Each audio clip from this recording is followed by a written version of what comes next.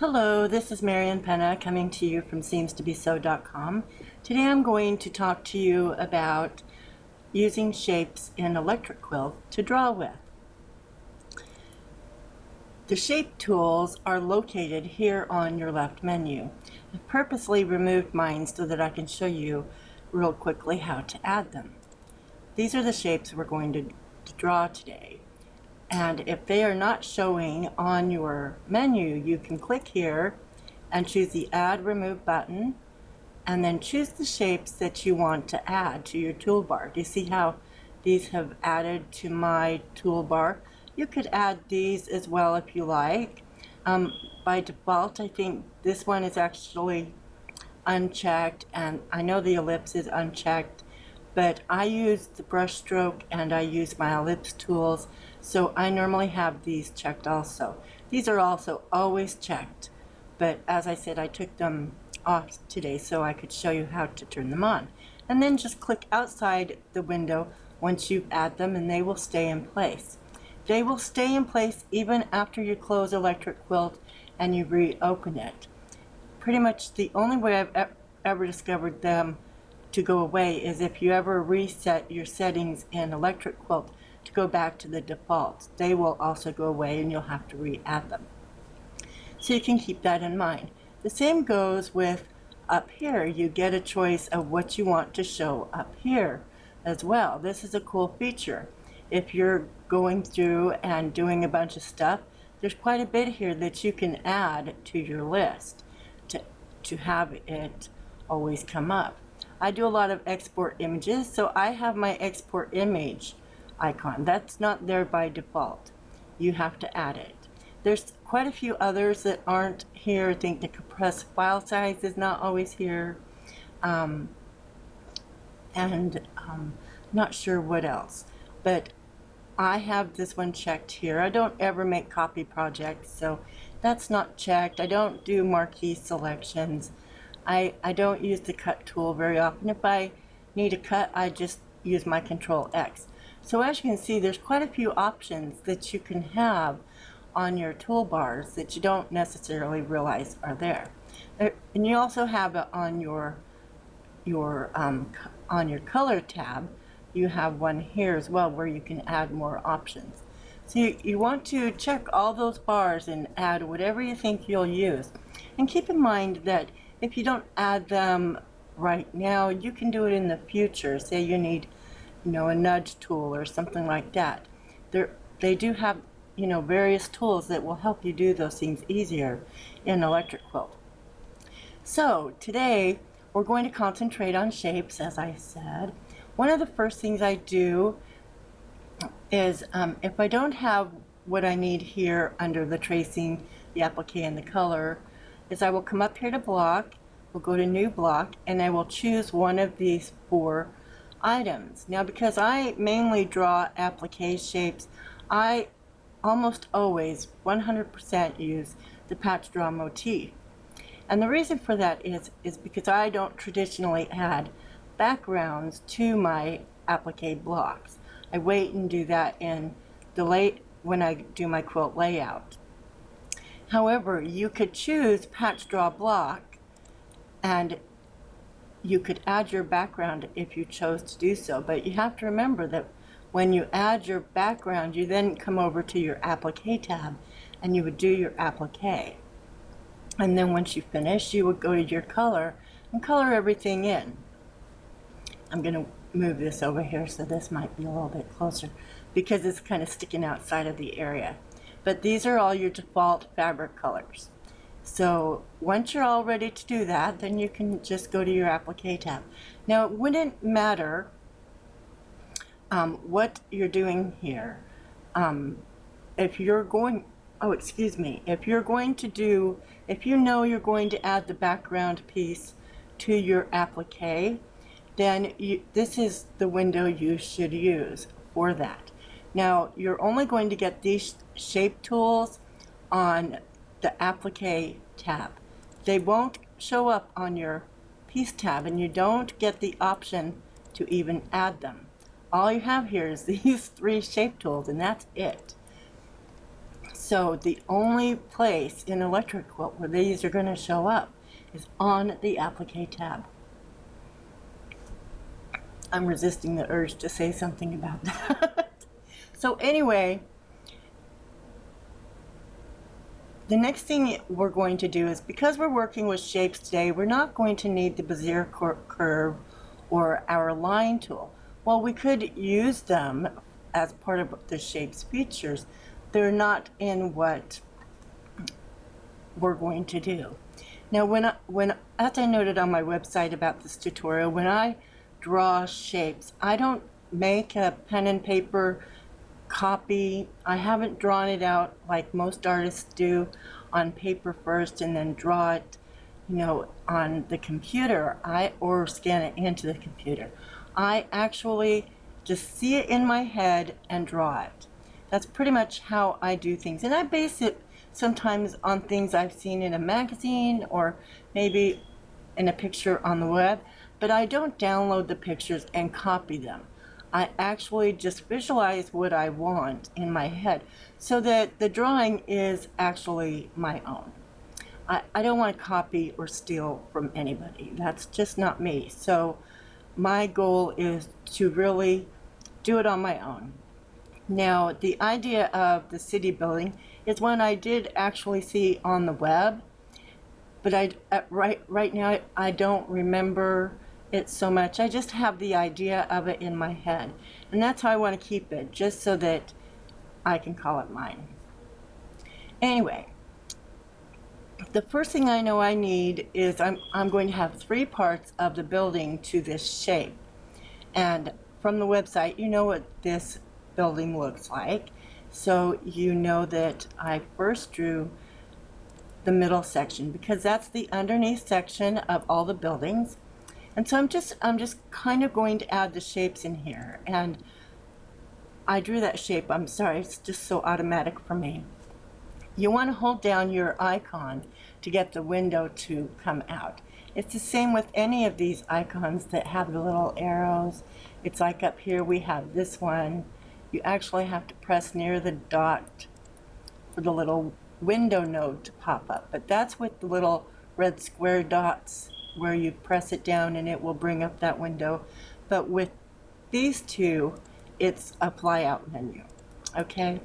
And then you have a lot of shapes that you can choose from. As you can see here, there's a lot of shapes you can choose from. Today we're just basically working with the square and the teardrop shapes.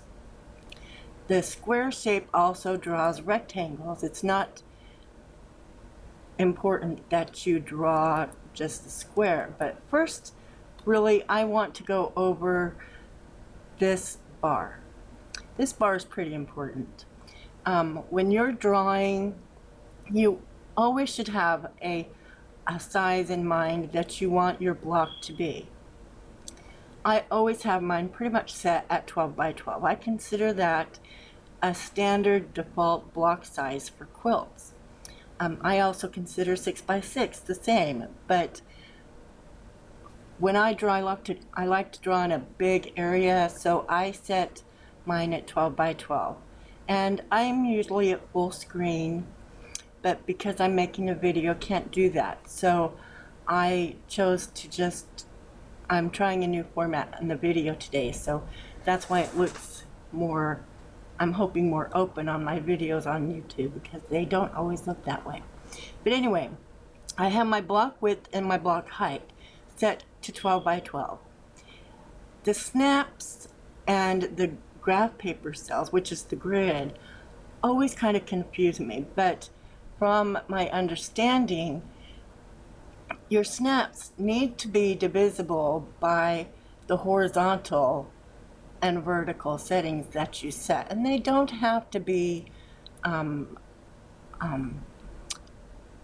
what's the word I'm looking for here? This doesn't have to be the same number as the top, and neither does this. They just have to be divisible by their matching numbers. So if this would need to be 30 if you wanted to keep your horizontals to 6. And I don't know if you can see how that changed things, but it did change the snaps going this way. And if I change it back, it will change it again. As you can see, they're now just a little bit farther apart. There is a section, I'm still learning this because this part is just still really new to me, but it has made a difference in my drawing and my blocks and my accuracy. So I'm trying to learn it more and more, and I'm trying to keep it all in mind. But for the most part, I never really fiddled with these settings until one day I saw a piecing video from Electric Quilt, which helped me to really learn about how and why the snapping options always work the way they did. You don't really need the snapping options so much on the Applique tab, but if you're working with shapes and you know you're going to need to match up your ruler lines and such, you may want to turn those on. For the most part, with this first part of the drawing, the only snapping options I have set here are for this one, snaps to node of the drawing. I don't have the others turned on, but at some point we will want to turn them on. But it's up to you. If when I do the little insert in the middle, for instance, I would want to turn the snappings on so that I can match them up to the grid lines and have them evenly spaced. Okay, so what I like to make sure of is that with my grid paper, you can turn the grid paper on and off, and I want my grid paper to line up with my ruler, as well as I want my snap points to be at the 1/4 inch, so that I know every section, 1/4 inch, 1/2 inch, 3/4. That's what I want to know when I'm working with the different parts of a block. That's important to me. I can think in fractions that way, but if you put me in front of a 0.25 or 0.38, I have to think about those things and what they fraction out to. So that's just my way of thinking, and that's it. So let's get on with this, because we're 12 minutes in now and I haven't even started. Okay, so we're now ready to pretty much start. Like I said, you don't have to use these for applique, and when you're tracing an image, you wouldn't necessarily want your graph paper on.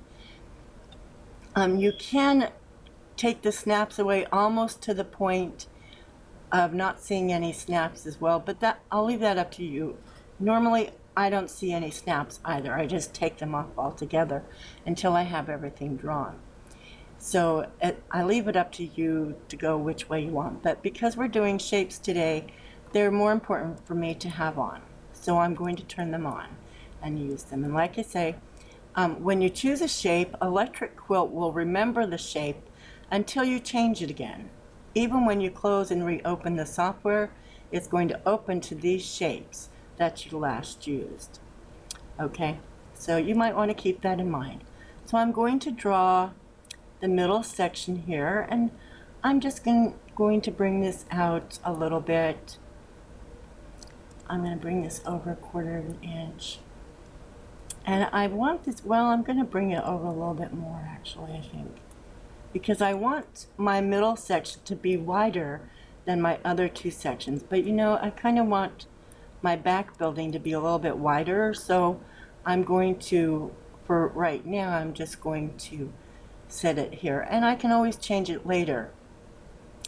I want it slightly off of the block because it's this section here is going to be the forefront of the building. This is where the door is and such, and so I want it to be the forefront of the building, and I want it to show as the forefront. So I have it slightly longer than my middle block, so it will allow for that. And then when I draw this block here, and I'm just clicking my mouse and then dragging it over, and I'm just going to make that, I don't want it to be at the same point. I want it to be slightly longer than the back, but not all the way. and I don't want it to be this tall. I want it to be slightly taller, but not too tall. Now, this is too tall for what I have here, so that when I add the domes, I'm not going to have a lot of room to add my domes. So I'm going to want to take and resize this whole thing. As you can see here, this is just a little off, and the way to resize a shape is to just take and go to your select button and select your shape, and you can drag, and depending on what you're just trying to resize, like I'm just trying to make mine a little wider, and because it's on the edge I can't really resize this way, so I can come back this way and resize it. I know I want this to be at least 2 inches wide, and I don't really want this to be 2 inches wide. I want it to be slightly smaller. This one I want to be wider. So I want this to be about 2 inches wide. Thus, I will get that forefront feeling I want from the front, and the other building to look like they're back on the hill. And I'm doing this because I'm putting this on a landscape background. So I want the building to look like it's taller in the back than it really is. Okay, so if I were going to resize the whole thing, I would use the corners. Okay, if I wanted to just make this taller or smaller, I would use this way. And like I say with this other one, I want it to be wider, so I've just used the wider ones. And you just take and hover your mouse over the square and then drag, click and drag. Okay, now as I said, I want this to be, I need room to just draw in the domes at the very least. So I'm going to press my Control Alt button. But the other way I could do this is I could take and just click outside of the area and drag, and it will also select it. And you want to drag to the outside area also, so that you get all of it in. And then you can you could move it around if you wanted, or you can resize it in the same manner that you did the individual ones. We're making this shorter. I'm going to significantly make this shorter. And then I'm going to take and I'm going to come here to this section, and I'm going to choose the teardrop shape. And I'm going to draw the domes from the top. And as you can see, they're not going to be as wide as I need, but that's the beauty of Electric Quilt, because you can then take and edit. I know I'm going to need to add a node here. I can't just make this wide and get what I want. Well, maybe I could, but I really feel like I want that node to be there so I can get exactly what I want in the dome. And see how this shape just gives this more body over here. That's why I want this. So I'm going to come back here real quick and put this back so I can put my node in and get the fatness that I want from that. Because with this kind of dome, you really want that fatness to show up. I need to keep that inside a little bit. So the other thing I want to do is I want to make sure I get all of it down in here so that it's covering in my building. Now, something that I should point out that I didn't do before is that I'm kind of building this backwards. And the reason is because I have it in my head. I don't really have a planned out drawing, but at the same time I know what I'm doing. And this is going to look odd. I'm going to go ahead and show the shadow now so that you can see what I'm doing here. But the hide show autofill button is such a handy button to have. I've gotten used to using this now. I used to go over to my color tab and just do this, but I don't do that anymore. I now use the autofill button, and that allows you to see what's happening. And I'm going to send this to the front so that you can see. If I had drawn this last, it would be on the top of these. So if I had drawn these two first and then added the middle, I would want to take and send this to the back. And I'm hoping you can see this from the back. Actually, I'll just try and pull this up a little bit so that you can see. Okay. I want to choose the send to back button, and that is exactly what it will do. It will send it to the back.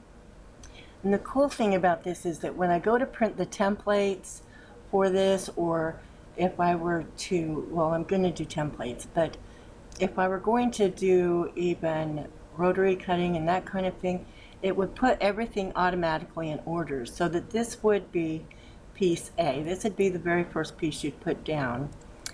This would probably be piece B. I'm going to make a duplicate of this and move it over here, although I don't want it to be as big. I can just take and I can make this smaller and drop it down here so it's even. I'm going to send it to the back, and as you can see, it just kind of looks like it works right in there. And this makes everything in place that I need it to do at this point. I would round these out a little bit better, but I'm not trying to get perfection in this video. I'm just trying to show you the basics of using shapes. So I'm going to turn off my autofill, and the way you turn it on and off is you do have to select the shape, only one shape. You can't have multiple shapes selected. And then you just turn it off again. And as you can see your grid and everything again. Excuse me. So now I'm ready to go back and start drawing my windows.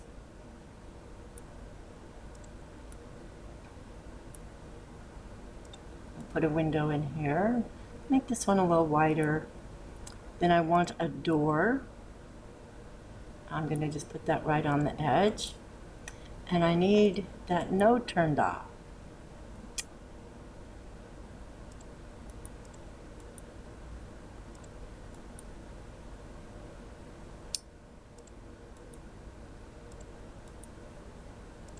I think this is it. I've only just discovered this when I was drawing this, and it goofs me up every single time. So I don't understand why it's doing this to me. But now we have it in place.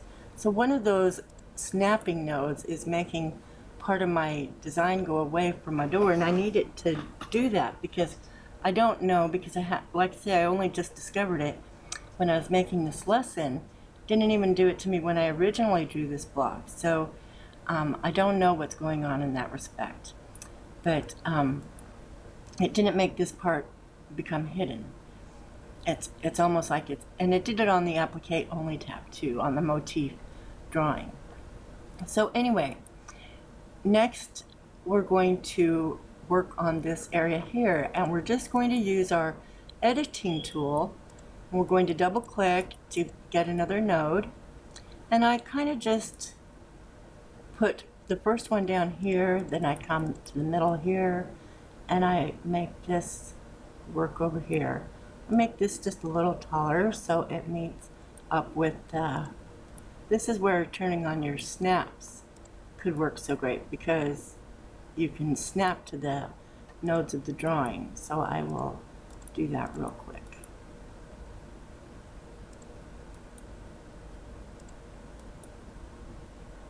And you want to be sure you join the segments, because otherwise they may not. Now these are already joined, so I can't imagine that that would really be affected. We'll see what happens. Like I say, I don't know that much about the snapping tools, and I'm really trying to make an effort to learn them. So now we'll go back to this, and we'll just see what happens here. We want to add a little node here. Now, as you can see, when you have the snapping options turned on, they automatically snap to the node. So that's why this is really cool, because it really helps you to get lined up better than you were before. I don't know why this one isn't snapping in place. Maybe I should try to come up here a little bit further.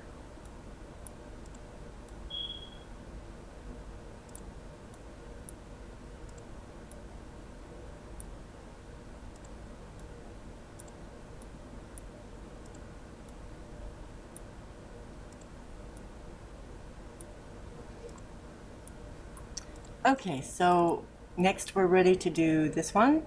I'm just bringing this down to the point. I'm going to, as you can see, I just sit here and I add nodes, and obviously I need to work on getting the width better, but you know, because some of it is inside, they're not, you know, it's not that important. You do want to have, like, I would want these two insets to be the same, so yes, I would work on getting them the same. And that's where you can take and use your ruler to help you out. Bring this all the way up here if you need to. But as you can see, the line is moving up here when I move the shape around, so it's pretty easy to line up when you're doing this kind of thing. And you can just move this over. Oh, let's try here. We'll just move it over here and see how that works. And the same goes for when you're working this way. You can just move this right over so you can see how well it's doing with your lineup on your lines, so you can try to get as accurate as possible. And then we'll just move this over to here and see how that goes. I feel pretty good about that. I need to make this just a little bit smaller, I think.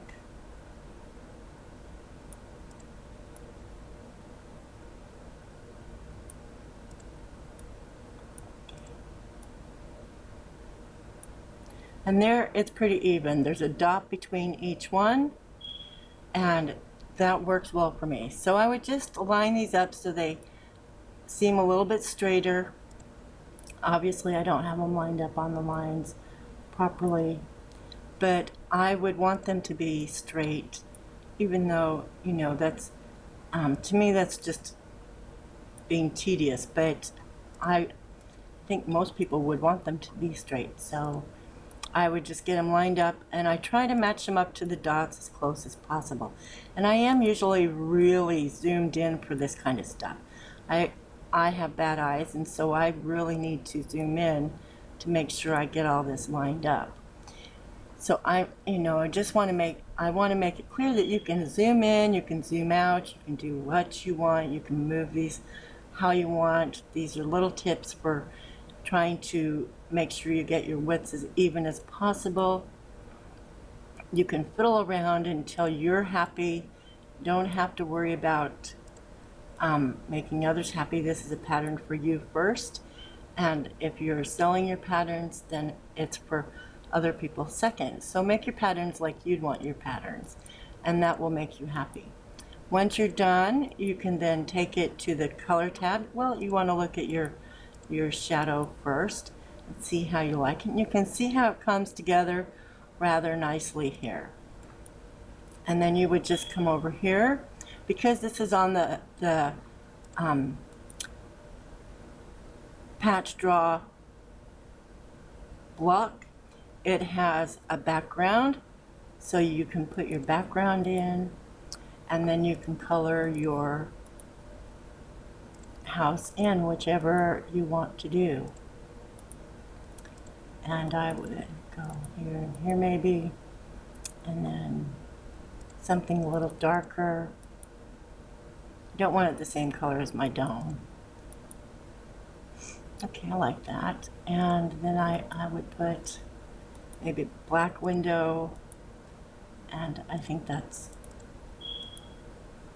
and do I want a black door or a brown door? I'll just go with a brown door. And there you go. There's your house all done and complete and ready to put to PDF and then into a pattern. That's how easy it is to draw with Electric Quilt. You can do this much faster than the 30 minutes I've shown you in, but I hope that this will lead you to try it on your own. Drawing an electric quilt is so easy and so much fun. You'll watch the hours pass as you sit and draw and draw and draw and have so much fun. I love drawing an electric quilt. It's just fun, it's relaxing, and I just really enjoy it. Whether I'm tracing an image or I'm drawing, I love it. I love the software. If you don't own Electric Quilt, consider purchasing it. It's so worth the money. This is Marian Pena. I hope you've had a great day. I hope I've shown you something that you learned today, and I hope you enjoyed this lesson. We'll see you soon. Bye-bye for now.